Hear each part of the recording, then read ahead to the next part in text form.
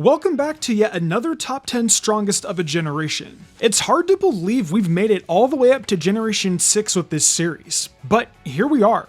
This generation introduced Mega Evolutions, which allowed Pokemon to become more viable in the overused tier where they may have not been before or were falling behind due to the inevitable power creep as well as the Fairy type, which really changed the way we saw the balance of all the typings in the game. As usual, the OU tier of competitive is what this list is primarily based on, so no Uber tier Pokemon will be allowed. So, like always, no Mewtwo, no Groudon, no Blaziken, Mega Gengar, Xerneas, Kyogre, and definitely no Mega Rayquaza, who was straight up banned even out of Ubers because it was just that powerful.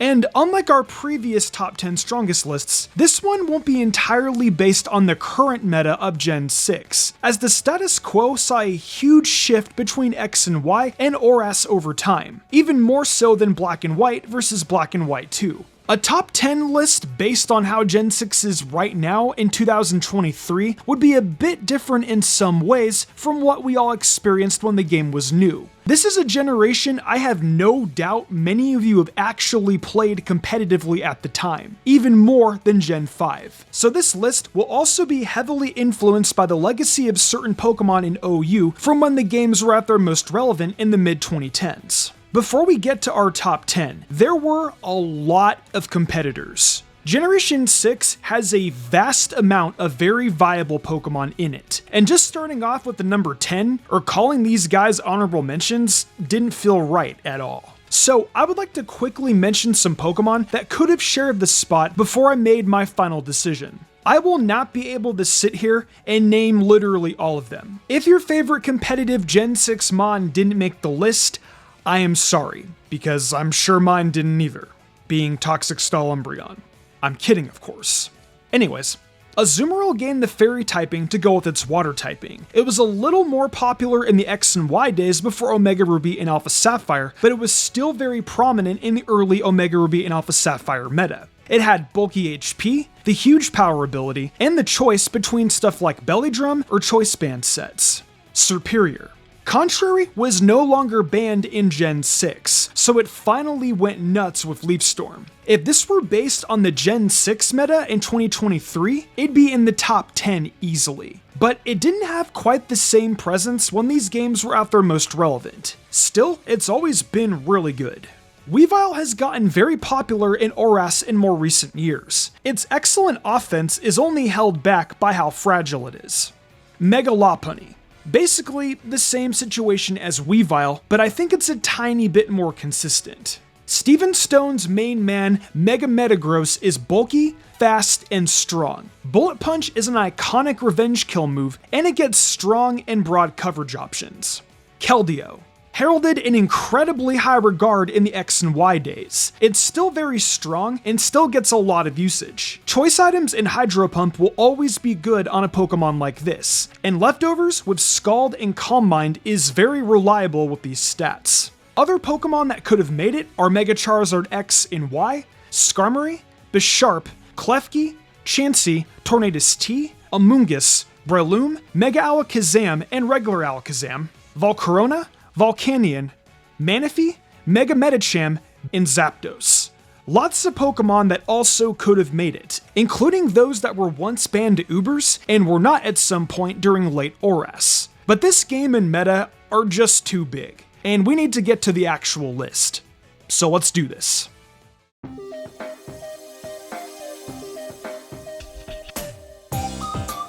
Opening up the list is the Kalos regional bird, Talonflame. At first, it just came off as a pretty common Pokemon to several players during the week of the game's release. But very quickly, we all realized that the base 126 speed and insane Gale Wings ability meant that this bird wasn't just some regional mon put in there for world building or something.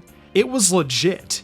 Specially defensive Talonflames with Roost and Leftovers would spam Brave Bird, and it was seen as pretty aggravating when Gen 6 was still the most recent gen in the series. The typing is not totally ideal, however. While it has some excellent resistances to powerful Pokemon you'll see in the meta, it has a major weakness to Stealth Rock, and its electric and water weakness is also pretty terrible. Acrobatics without a held item became an increasingly popular option too as time went on. If you play Gen 6 today, Talonflame isn't quite as popular as it used to be, but it's still generally considered one of the better Pokemon in OU among a giant roster. And in the X and Y era, it was ranked even higher and had an insane success rate. It just could be the greatest regional bird of all time. Corviknight. Returning from our Gen 5 list, Latios is another one of those Pokemon that was considered ridiculous during the X and Y era, and it's mostly for the same reasons as in Black and White. It even has a near identical choice item sets, and its bread and butter attack is still Draco Meteor with its insane special attack. And it's still got that reliable coverage too, along with Calm Mind and Roost options as well. You of course also get the choice of Psychic or Psyshock Stab to go with your Draco Meteor. It also has the Mega Evolution option, which has seen appearances in both OU and Ubers, though many seem to use the Mega Stone on a different Pokemon if Latios is in the party, as it's already ridiculously fast and strong, and the Mega form often isn't seen as beneficial as, say, Mega Charizard X or Mega Charizard Y. The Mega form is actually one of the only things that's totally new for Latios after Gen 5, so I won't repeat myself too much. Let's go see what number 8 has in store for us.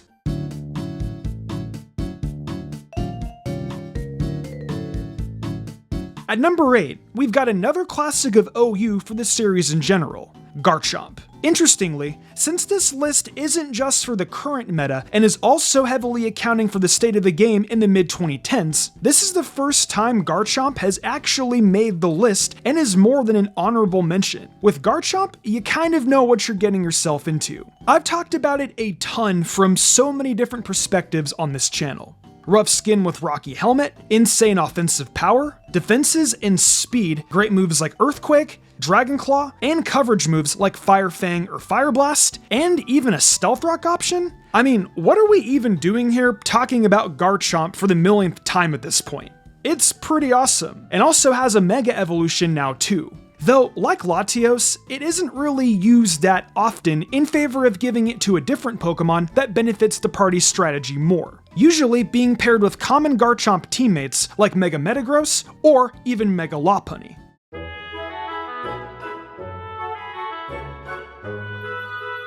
Number 7 goes to Scizor, especially Mega Scizor.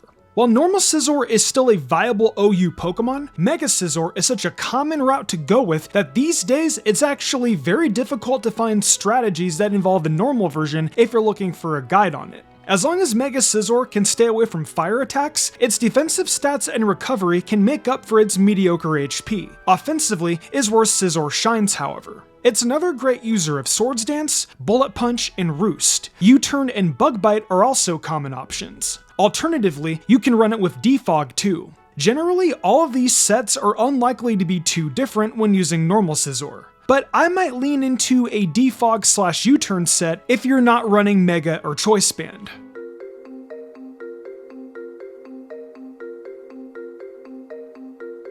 Returning from our top 10 Gen 4 list, we've got Rotom, specifically Rotom Wash. Unlike its introductory generation, this is the only form of it that is considered viable in OU in Gen 6, but I still don't think the Heat form is too bad. It just has stiff competition. Wash gets the unbelievably good typing of Electric Water, but it still has Levitate to keep that immunity to Earthquake. Its Volt Switch is pretty iconic in this tier, and it's one of the more annoying Will-O-Wisp and Thunderwave users if you're on the receiving end. The risk of dealing with Pain Split is also just miserable. And since its other typing is now Water, Hydro Pump can really dish it out if the time comes to use it with Rotom's 105 special attack. But it's definitely more of a defensive pivot type of Pokemon here compared to Diamond, Pearl, and Platinum. With its low HP and only decent speed, it's very easy to counter with the Grass type, among other things. But generally, if you have the wrong team or party members out against this thing, it can really screw up your whole game plan and get other Pokemon on this team safely back on the field. It's absolutely not the best on its own, but as a teammate, it's putting up Magic Johnson levels of assist numbers, especially with Scizor, where they made their reputation as the classic Volt-Turn duo. Yet another return from our Gen 4 list is Heatran. In Gen 6, a lot of the top Pokemon we've mentioned so far get countered pretty hard by this guy, like Scizor, Charizard, Talonflame, and Latios, which makes it fit in extremely well in the meta, along with its excellent stats and good type combo. And like many of the best Pokemon in this generation, it can be played with a more utility-based set or a more oppressively offensive set with Magma Storm or choice items. Though Stealth Rock and Toxic in its utility moveset may be the most common I see on it, especially these days. Flash Cannon and Earth Power are common offensive moves to throw in if you're going all out, as well as hidden power coverage like Ice.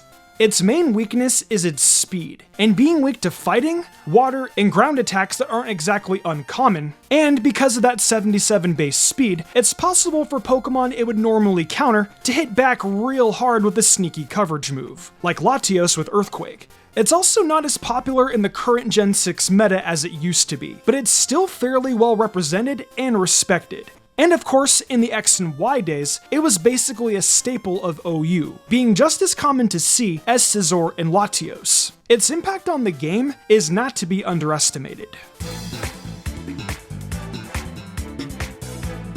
And now, returning from our Gen 5 list, is another classic Pokemon that's pretty rough to deal with, Ferrothorne.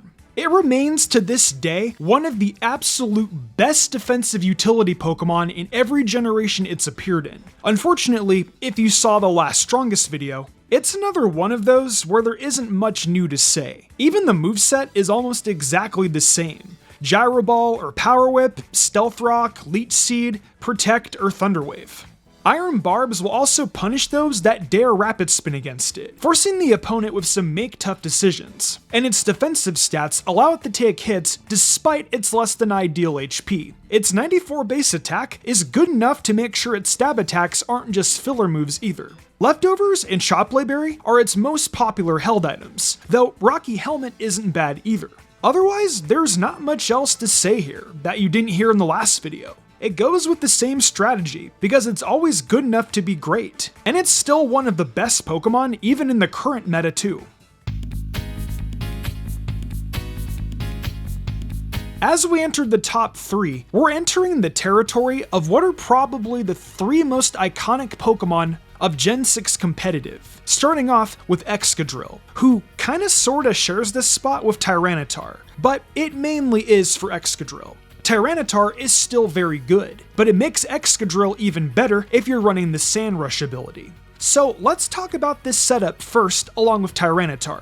With Tyranitar's Sandstream, Sand Rush becomes insane for Excadrill, potentially being able to slap on Swords Dance and go to town with Earthquake, Iron Head, and often keeping Rapid Spin as its other attack to beat Stealth Rock users. Its low defensive stats are made up with its high HP, and its 135 base attack is a nightmare to deal with when you see that moveset and type combo. Tyranitar is of course also good, making number 1 in our previous list. It's not nearly as dominant in Generation 6, but it's still good on its own and undeniably an excellent teammate for Excadrill. On its own, it's still the same terrifying Pursuit Trapper, alongside great coverage and an overall good support move pool. It also gets a Mega option, and while it's not the most popular Mega evolution to use, it's still very good, and it's more common than something like Mega Garchomp. Mega Tyranitar is a very scary sweeper if you choose to go with it, often with Dragon Dance and the usual stab and coverage attacks you'd see with it. If you don't feel like running Tyranitar with Excadrill, you do have another option, Mold Breaker Excadrill. Do not sleep on using this ability on this Pokemon, as it's excellent against several major threats and abilities you'll see in this tier, like Magic Bounce and Magic Guard. This version of Excadrill is also where its use of Stealth Rock and focus on HP EVs is more often seen than the Sand Rush version. Stealth Rock is still good with Sandstream too. Your other option is Mold Breaker is to simply use Choice Scarf if you don't really want to rely on Tyranitar as a team slot, though this is probably still not as popular as the other 2 options I mentioned. Overall, Excadrill wasn't considered the absolute best, but was still excellent in the original X and Y and ORAS era. And in the Generation 6 meta in 2023, it's become by far the most popular Pokemon overall to use, and is considered better than it ever was as the approach to these games continue to evolve. If you ever play these games again, it's practically a must-use.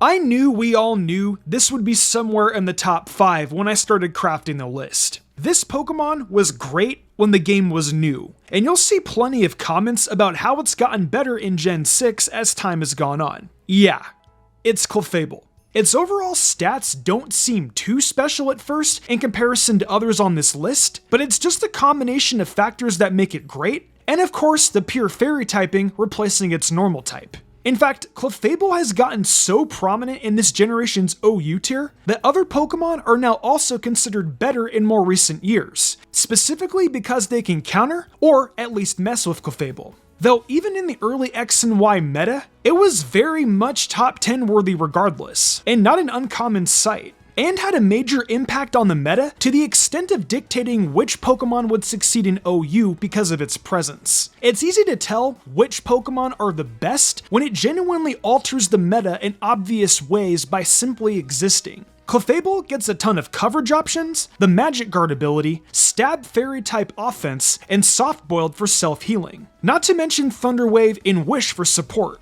Then there's Calm Mind, which feels kind of mandatory for it if you're not running one of its Stealth Rock sets. With Calm Mind and its decent special attack, plus Fairy Stab, it's actually a lot rougher to deal with by only using direct attacks. Unaware is also a good ability, but it's very uncommon in usage compared to Magic Guard here. It is, however, quite a good ability to use if you're running with the stall team, and it's probably where Healing Wish comes in use the most, rather than with Magic Guard. When Clefable is in late game, it kind of feels almost unstoppable sometimes. That fairy typing really did do wonders for it retroactively. However, choosing the wrong coverage can result in some problems. Charizard Y is a very powerful fire type, for example, and Thunderbolt as coverage isn't common for Clefable, so you kind of just have to deal with the Fire Dragon if it shows up. And trust me, people just love having an excuse to use Charizard in OU, so expect it. Also, a stored power set for Clefable is also really solid. Have fun with that one too.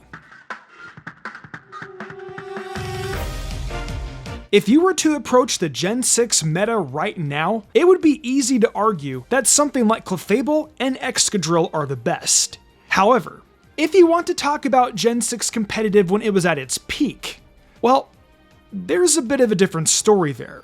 If you played back then, especially in the years 2013, 14, and 15, who was one of the most dominant and had absurdly high usage? Who were you sick of seeing on your 3DS and on Showdown every time you played these games?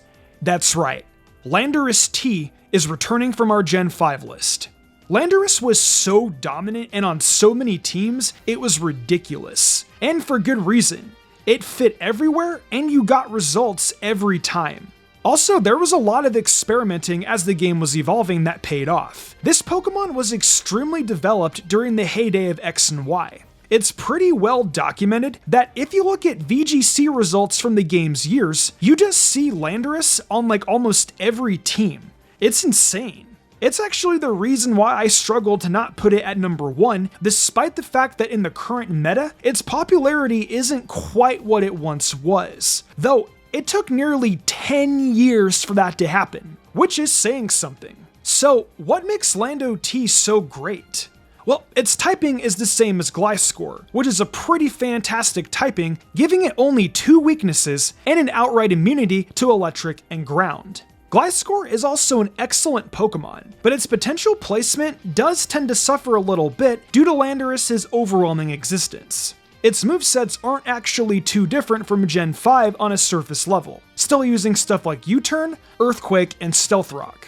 However, its new common coverage choice is now Stone Edge, since it's able to deal with the new threats in the tier that weren't all there in black and white. Of course, like usual, there are other options. Choice Scarf became very popular a little over a year after the game's release and has stood the test of time. Leftovers and Rocky Helmet are also probably even more common. They're all good. Earthplate is also solid, even if it's a bit basic. but there's nothing wrong with wanting to spam good ol' Earthquake. I'm sure many of you saw Lando T's entry in the Strongest Gen 5 video, and a lot of that remains the same here. Only it managed to fit even better in the meta when Gen 6 was released and at its most relevant. When it, X and Y, and Oras were the current games, it was taking teams to the finals and winning championships like Michael Jordan. It just had the sauce, great moves, great stats, Intimidate, the team synergy, the type combo, and most importantly, it got results. And you know how I love to end these videos. The numbers don't lie, and they spell disaster for you.